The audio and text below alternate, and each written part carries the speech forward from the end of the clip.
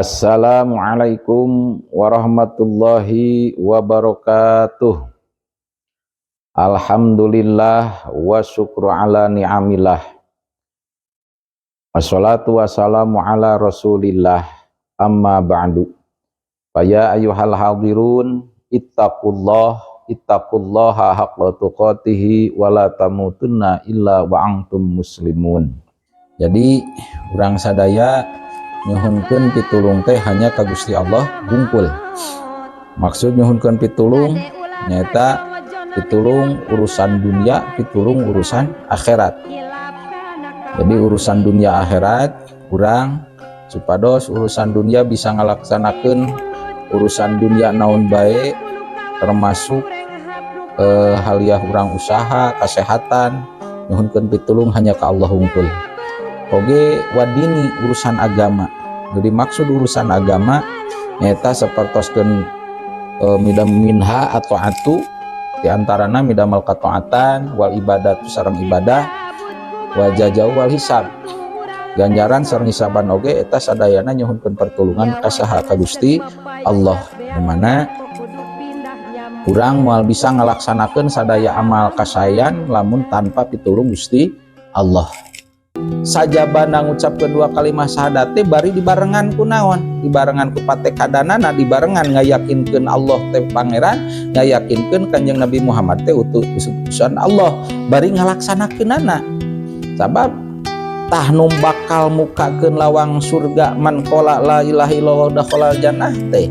Sing saja manu ngucapkeun la ilaha illallah pasti asup ka surga.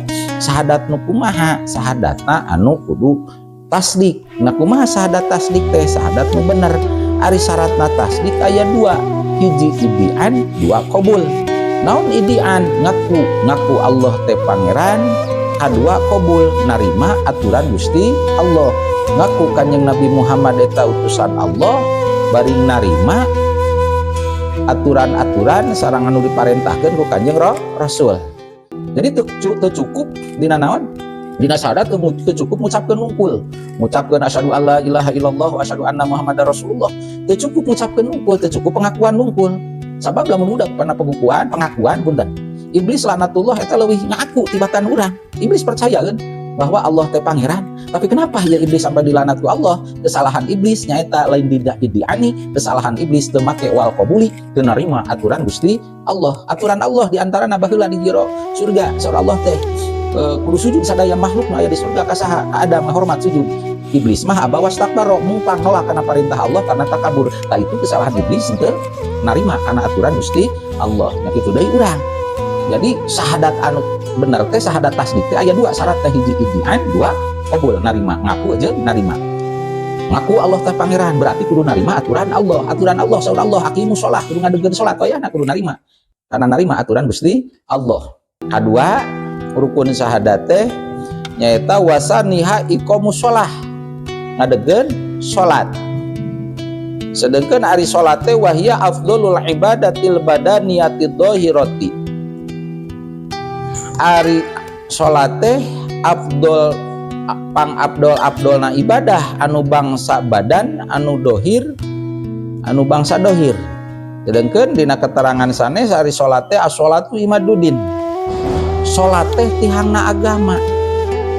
Paman aqomaha faqad aqomadin. Sing saha jalma nu negakeun salat berarti ieu jalma geus negakeun agama. Maksud agama di dieu lain agama di batur, agama nu aya dina diri. Sabalikna paman tarokaha faqad hadamadin. Saha jalma nu ninggalkeun salat berarti ieu jalma geus ngancurkeun agama.